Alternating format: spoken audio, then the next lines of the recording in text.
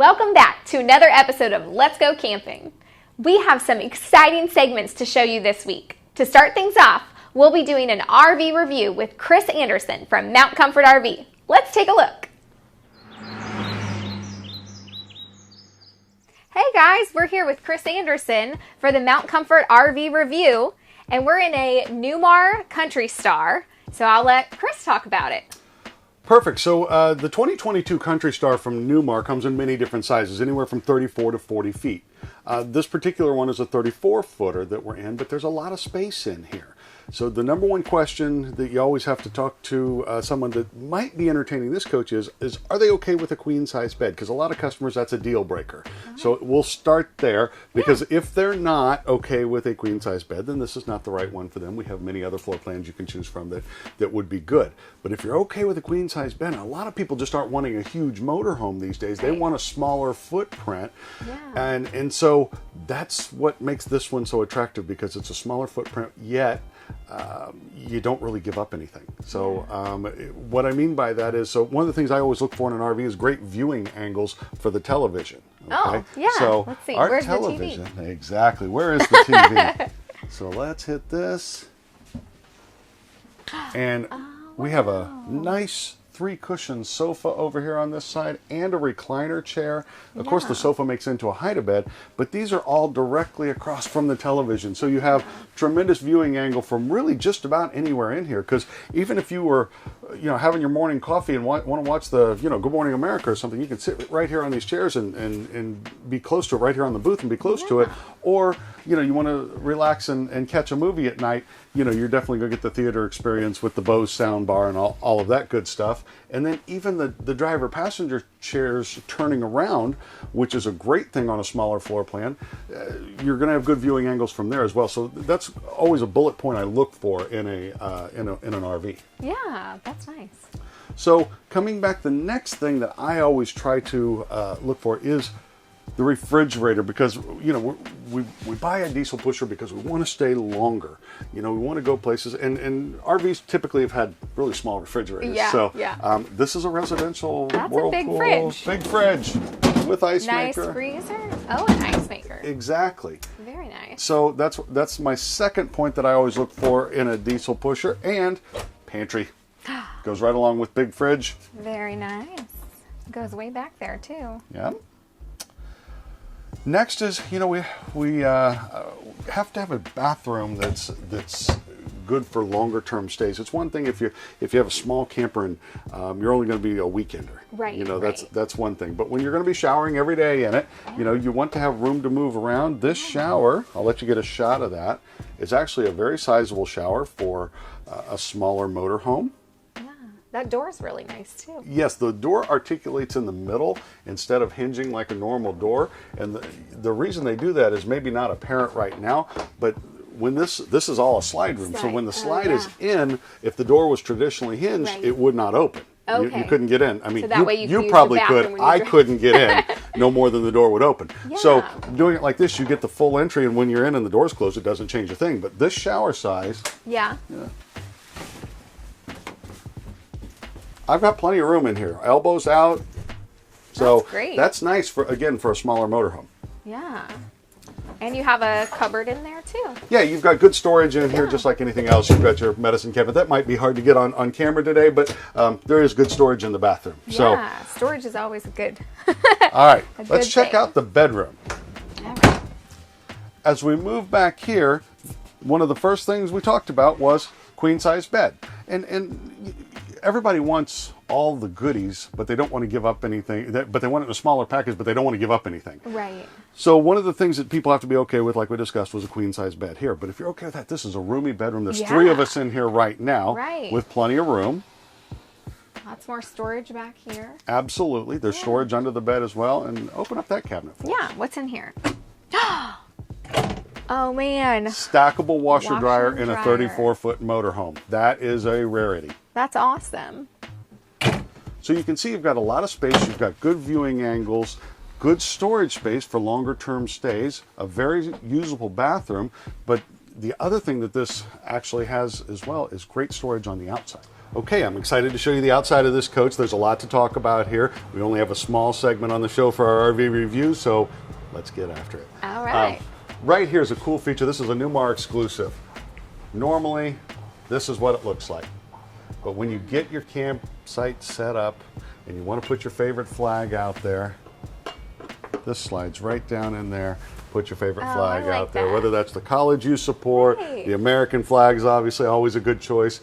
That's where it goes, and nobody else really offers that. Yeah, I like that. So this coach does have cameras kind of all over it. You've got a camera in the back and then one on each side. That's what you're looking at here. Okay. Those are very cool because they're turn signal activated. So when you're going down the interstate and you want to move from one lane to the other, you flip on your turn signal. It shows you what's in your blind spot, because anybody that's ever spent a lot of time driving a motorhome, there can just be a car, especially a small car, one of those little Fiats or something, hiding from you over here. You can't see it. Yeah. You turn on your turn signal, it automatically shows on the screen right there next to you. So it's a wonderful safety feature. That's nice. This is the side of the coach when you're in the campground. This is where we spend our time. Right. So this is where your fire pit is. This is where your picnic table is. This is where your friends and family will be hanging out. Well, we've got a wonderful awning up above us, and also one above the door. So if it is spitting a little bit of rain, it doesn't ruin the trip. Okay. All right. Yeah. What separates this from other coaches is going to be that the Country Star is actually built on what we call a raised rail chassis.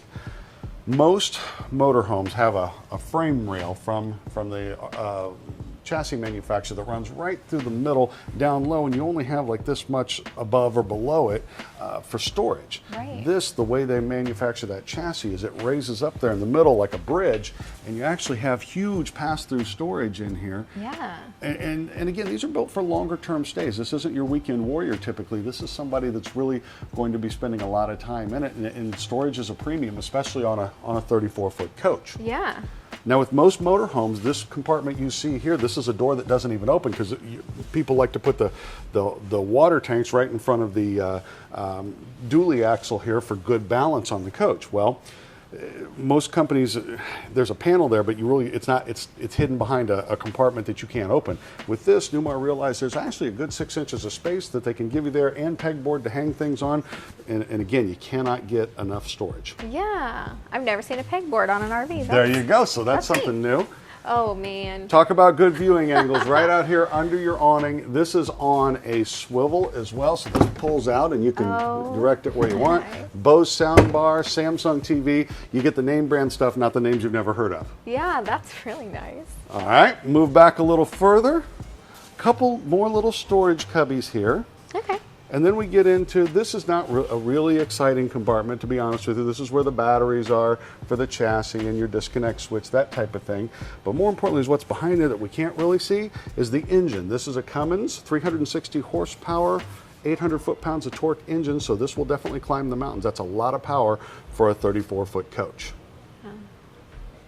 Okay, one of the things I know you're going to love, because I know you're an RVer. Yeah. Okay. How would you like an RV that had unlimited hot water for your shower? Oh, that would be nice. Yeah, not your, most of the time you have like that 5-minute shower, maybe. Right. Okay. Right. That's not the case here. This is the Truma AquaGo hot water system. It's hot water on demand. So if you're hooked up at a campground to the city water and you've got your gray tank hooked up and all that, if you want to go take a 40-minute shower, knock yourself out. Oh, wow. And that nice big shower. And a nice big shower. Yeah. So we'll get back to some of our storage. Again, on a lot of diesel pushers back here next to the engine, they don't even give you storage compartments back here. You would open this and you would see the side of your engine. Well, Newmar realizes that foot of space there, that's valuable. And you know, sometimes people laugh at some of the smaller compartments, but I guarantee if they buy the coach and you see them come back later, they're going to have that compartment full. Absolutely. Yeah.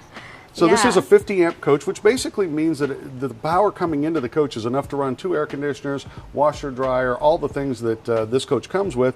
If you're plugged into a 50 amp service, you're able to run, and there's a built-in surge protector to protect the electronics. Okay. Next up, this is not the exciting compartment, but we'll talk about it anyway. It's necessary. Exactly. A little door here. Behind there is where you would store your sewer hose. Yum. But it's nice to have its own dedicated compartment, so it's not dripping on anything else. So that's good. And this is what's called DEF, your DEF tank. That's diesel exhaust fluid. That's part of the after treatment for the engine, part of the emissions. All new coaches today, all new diesel coaches today have that. It's very necessary for it. But if people have questions, they can call us and we'll get into the weeds there if they need to. Now this is our wet bag. How clean is this? Everything is perfectly labeled in here. Wow. You can see you have a whole house water filtration system. Every drop of water that comes through this coach gets filtered. Our holding tank dump is down here as well. But the biggest thing that I want to point out here is that this is actually a heated compartment. Newmar coaches are built for 4 seasons. Oh, okay. So like tonight it's going to be 18 degrees out. Yeah. No biggie. So you wouldn't need to winterize it then? Not if you're using it, absolutely not. Right. If it's in use, you're good to go. Very nice. Over here you can see the other half of our storage, that pass-through storage we talked about. It's really nice. They even have lights in there. Yeah, you could fit in there. They thought of it all. I could fit in there. And then right here we have our batteries. Just some more necessary items. These are our batteries, but they did put them on a nice pull-out tray so they're easily accessible. And our propane bottle. On a coach like this, you probably wouldn't fill propane more than once or twice a year. It won't be a big expense for you. And I forgot to point it out on the other side, but there's a fuel fill on the other side as well. One of the nice features of this coach is you can fill from either side, and that's really important in the fuel stations, because when you pull off on a gas station that you're not familiar with, that's one less thing to worry about. Can I get to that pump, and is it on the correct side? Well, sometimes there's only one diesel pump. Exactly, and it can be really troublesome to get in. Lastly, up front in the very front compartment, we can't get a shot of it right now here on the showroom because we're a little tight up against the door there, but there is a nice diesel generator in there, so if you are on the road, everything works just as well going down the road as it does when you're plugged in at the campground. Great. Okay, Chris, you got to tell me, what is this door and why are there no steps? You can't jump that high? No, I don't even think I could climb that high. You didn't even try. All right, I'll tell you what. Let me show you. Okay. How about this? Oh. So we don't like to talk about these things, but Newmar has thought about it, and that's a very important thing. In the event of an emergency, most coaches just have a window you climb out. Well, sometimes those windows are 6 feet off the ground, and you might not stick the landing. Yeah. So this is great. It's a door. It's a lot easier to get out. This is just magnetic. Oh, you pull this off here. Look at this. This comes down. That is really nice. Very and a person could easily climb out of here now in the event of that emergency. Great feature, exclusive to Newmar, and one of those things we don't like to think about, but you're glad to know it's there. That's awesome. Well, thanks, Chris. All right, thanks for watching our review of the Newmar Kountry Star. Again, my name is Chris Anderson. I'm with Mount Comfort RV. Back to you, Veronica. Thanks, Chris. Andrew Klein is back this week with another episode of Cookin' in the Woods. This week, he's going to show you some tips and tricks about making a fire for when you're cooking in the woods.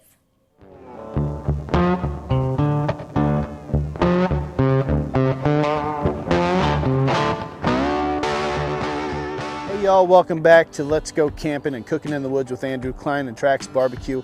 Hey, this week we're getting ready to tell you how we're going to prep fire rings, making sure you're choosing the right kind of wood, making sure that everything is ready to go for you and your family to eat great. Okay guys, here's the thing. When you're cooking on a fire pit, you don't know who was there before you, what they were burning in it, how they were using it.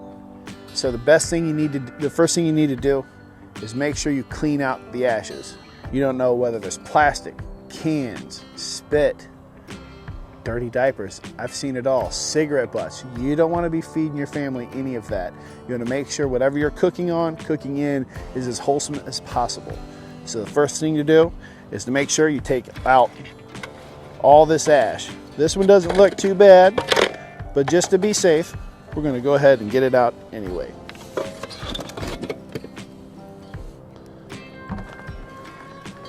Always follow the municipality's guidelines on how to dispose of ash.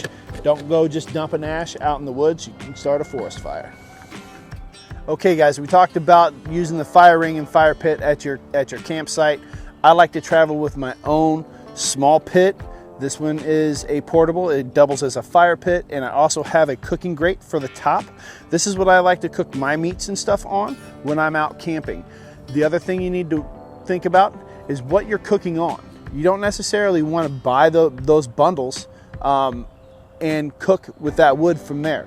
You don't know what type of wood's in it. It could be ash, it could be pine, it could be oak, which some of that's good stuff to cook with, but you don't necessarily know what it is.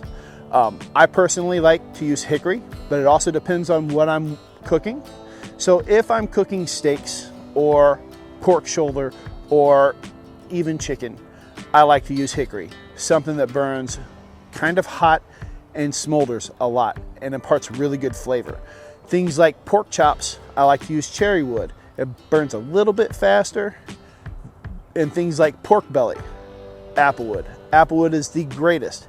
Imparts a little bit of sweetness, gives a nice little heat to it, and gives that good, clean smoke flavor that you're looking for when you're cooking on fire. Remember, when building a fire, there's only one rule. You gotta make sure you have great airflow to the bottom to the coals, otherwise you're just gonna have a smoky mess. It doesn't matter whether you're doing log cabin style builds or if you're doing teepee builds. I prefer the teepee, but there's no right or wrong way. As long as you got airflow to the bottom, dry kindling and dry wood, you're gonna get some fire. Let's get cooking.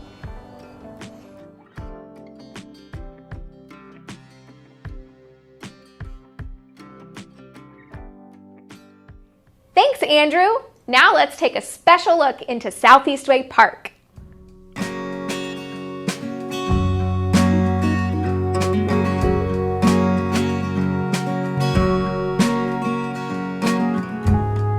Hey, welcome out to Southeastway Park. My name is Chris. I'm the park manager here at Southeastway Park, one of the indie parks here on southeast side of Marion County, Indianapolis. There is 188 acres here. It's a big park with a lot of neat things to do. The park is considered a nature park, has a lot of natural features. We're standing right along Buck Creek right now. We do have a pond here. There is a wetland. We have a couple prairies and about 80 acres of forest. So it's a big nature park with a big nature focus. There's no ball fields, swimming pools, tennis courts, any of that kind of stuff. It's all nature. At Southeastway Park, we also have 2 playgrounds. There's 6 picnic shelters. We do have a paved path. There's an activity center building as well. So several features that you can come out and enjoy at the park, whether you want to play on the playground, have a company picnic for the day. You could go bird watching. There's open fields where you can play throw some frisbee, play football, fly a kite, that kind of stuff. Here at Southeastway Park, we offer several different programs throughout the year. Starting in February and March, we do a maple syrup operation where we tap trees, collect sap, and make syrup here on site. In the spring, like April and May, we do a lot of school programs with some of the local school children, whether it be kindergarten, first, second, third graders. We even do some for middle school and high school. Summer, we offer summer camps. There's about 10 weeks of summer camp with ages anywhere from preschool to high school. And then in the fall, this time of year, we're offering a big fall hayride program in the evenings on Friday, Saturday, and Sunday evenings, where we'll rent out the shelters, get you a fire with firewood, and then we have 3 tractors and 3 wagons, and we can pull hayride all evening long. We are here at the pond at Southeastway Park, right near our activity center building. We have a small, we call it like a nature pond or ecology pond, home to lots of different wildlife, frogs, fish, turtles. There's a water snake. We've seen muskrats here, ducks and geese. All kinds of cool stuff will hang out here. There is fishing allowed, and we do have, especially some of the young kids, fish for, we have small bluegill that they'll pull out of here. There are several small prairies here at Southeastway Park, kind of a recreated habitat that Indiana used to have. A lot of grasses and wildflowers, home to lots of different types of wildlife, many types of birds and insects. A lot of times some of the mice will be around, rabbits, those kind of things like to call the prairie home. Also here we've got a sledding hill that was originally built when the park was established. They took a lot of the land as they were clearing the roads and the places for our structures. They mounded a lot of the dirt into a large hill, which is used as our sledding hill. That's a neat resource in the winter time to use. Southeastway Park is a great place to come for a day visit. We do not allow camping here, but it's a great place to come visit for the day. You can play on the playgrounds, have a picnic, hike on the trails, go bird watching, enjoy being out in nature. It's a free park. Please come out and enjoy.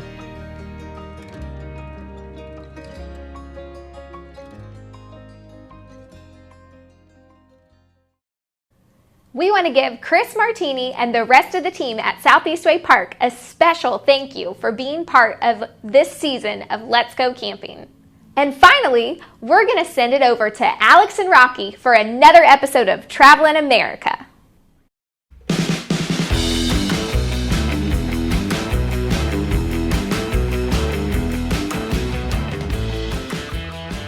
What's going on, guys? Welcome back to Travelin America.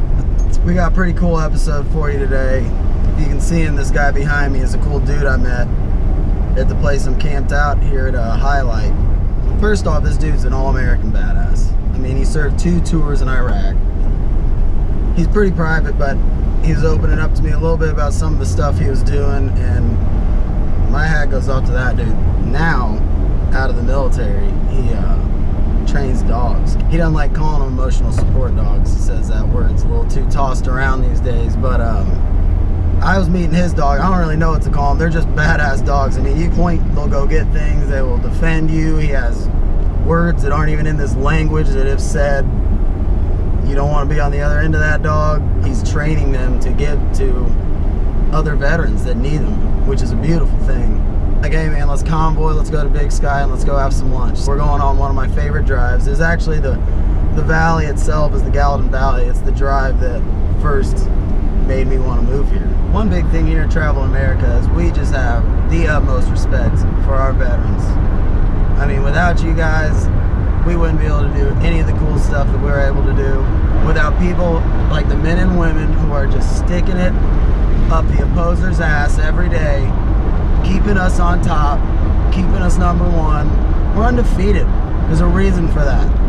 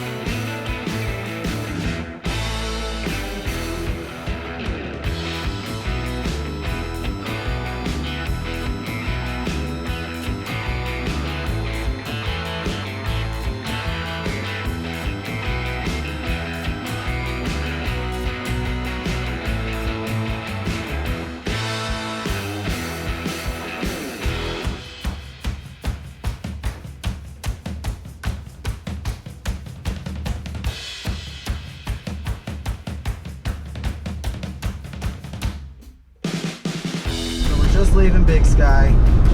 We decided that we're gonna go back to the campers tonight and grill up some fat steaks. So now nothing better than looking forward to drinking beer and eating a fat cut. You know what I'm saying? That's the good old American dream.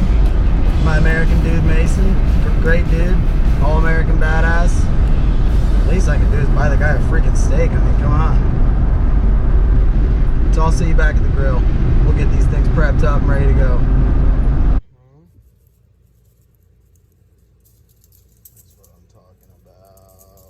Talking about.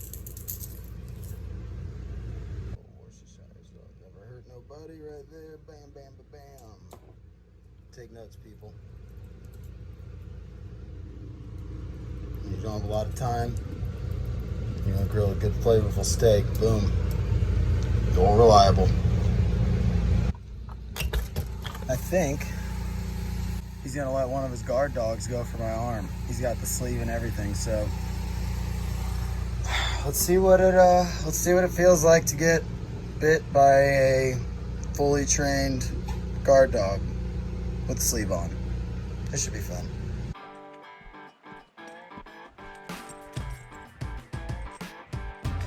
Good,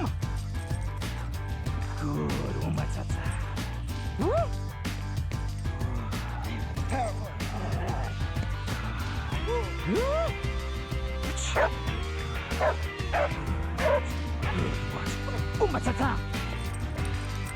Oh my tata, good. Woo! Good, oh my. Damn. Good girl. Good, watch. Oh my tata. Good. Woo! Good. Now I'm gonna calm her bite. Stop fighting. Don't let go. just gonna calm it. Good, yeah. Yes, good girl. Yeah, good girl. You pull it up. Yeah, there you go. Lift down. Yeah, there you go. Now you let her have it. Woo! Yeah! That was a good one right there. Oh, that's what I'm talking about, baby. Yes. Yes, yes, yes. Old grease fire never hurt nobody. We should probably take care of that grease fire. Nobody needs any of that going on, you know what I'm saying? Get that going out. Chill out. Alright, so we're just coming off the mountain the next morning. It's about 40 degrees here. It rained all night.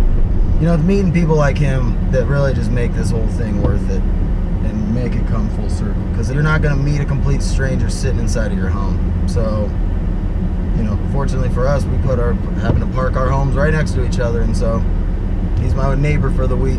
Glad I got to go up and show him Big Sky. When I asked him if he wanted to grill steaks, I saw zero hesitation. So it sounded like that worked out well. The steak slapped, I'm not gonna lie. Dime those boys. I'm telling you, old reliable, don't freaking forget it.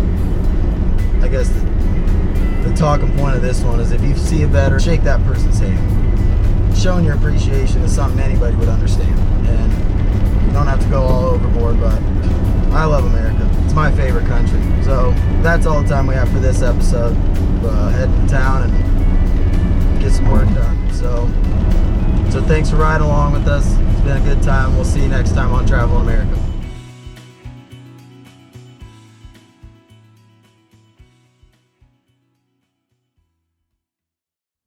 Thanks for watching. We'll be back next Saturday, December 18th at 8:30 p.m. on WHMB 40.